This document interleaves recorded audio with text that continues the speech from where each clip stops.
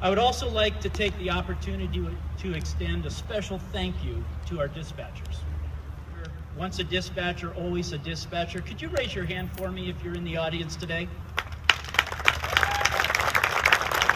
Please join me in recognizing this amazing group of men and women who are truly the first responders.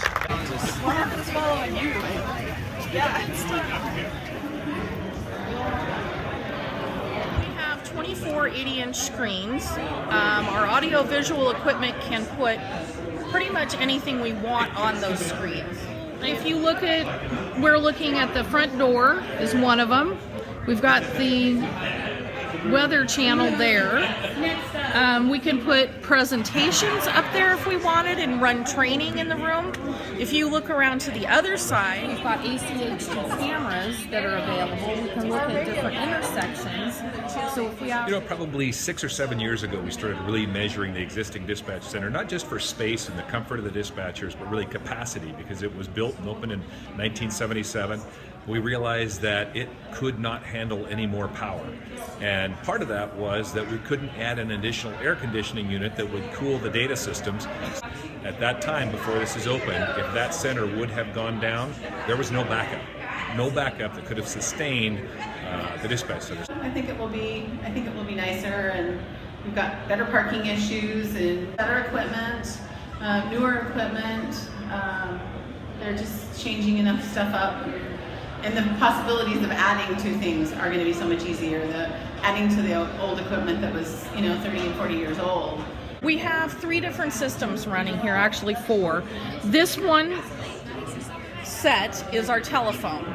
So the phone rings, 911, we pick it up. It will populate here on the map the location where the phone is pinging or to the landline where it appears. Then the 4 screens you see in the center are our computer-aided dispatch, what we refer to as CAD.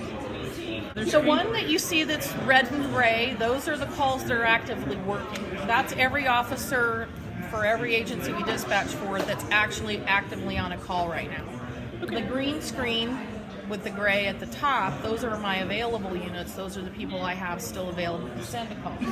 And these 2 at the top here, we are the supervisors or the leads. The rest are the dispatchers in the room.